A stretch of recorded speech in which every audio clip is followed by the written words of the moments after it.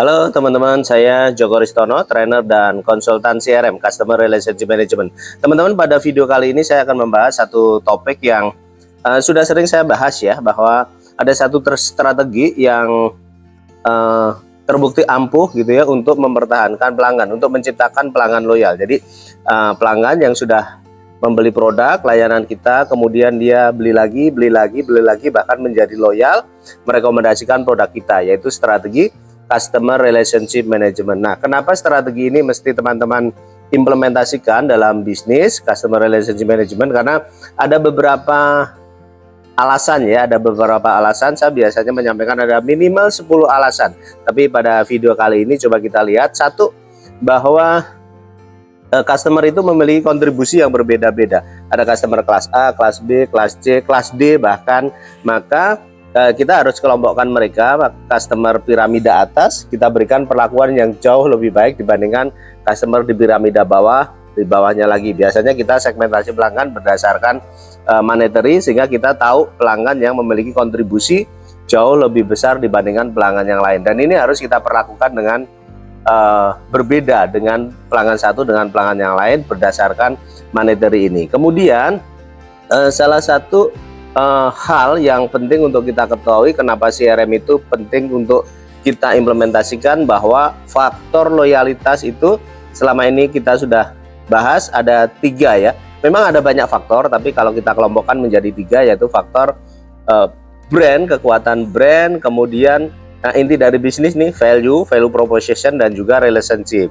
Nah teman-teman, implementasi CRM itu satu, kita akan tahu nih value apa, kan brand, value, dan relationship. Nah dengan implementasi CRM teman-teman akan tahu value apa yang kita mesti tawarkan atau berikan kepada pelanggan. Kenapa? Dengan implementasi CRM kita bisa mengenal pelanggan kita, mengetahui need, mengetahui keinginannya, kebutuhannya, dan juga problemnya. Dengan demikian maka kita bisa merumuskan penawaran yang pas untuk pelanggan. Nah yang faktor yang ketiga, faktor loyalitas ketiga itu relationship. Relationship menjadi faktor yang sangat kuat. Kalau misalnya tadi value, kompetitor harga 100.000, kita harga 100.000, kompetitor 90.000, mungkin kalau value yang dicari customer itu adalah harga, dia akan pindah.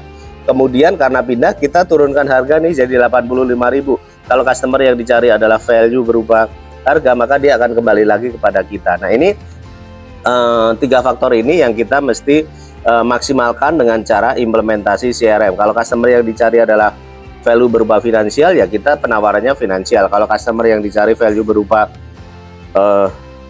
emosional, maka kita harus provide atau siapkan value berupa emosional, dan seterusnya. Itu alasan kedua mengapa kita mesti implementasi strategi CRM. Dan ada banyak lagi ya, termasuk bahwa pembelian pertama ini menjadi awal dari pembelian berikutnya. Maka kita mesti memaksimalkan bisnis implementasi CRM karena kita melakukan yang namanya after sales service. Kemudian Pareto ya, tadi di depan ada hukum Pareto, ada customer dengan kontribusi besar, kontribusi kecil, maka kita mesti implementasi CRM sehingga kita tahu nih siapa pelanggan Pareto kita perlakukan dengan lebih baik. Kurang lebih seperti itu teman-teman. Jadi silakan kita lihat seberapa baik implementasi CRM di bisnis kita dengan menjawab beberapa pertanyaan ini. Ada 6 pertanyaan. Pertama, apakah kita memiliki data pelanggan? Iya, bisa jadi jawabannya iya atau tidak atau ragu-ragu. Yang kedua, apakah data pelanggan itu kita lakukan analisa dengan baik? Ini pertanyaan kedua ya.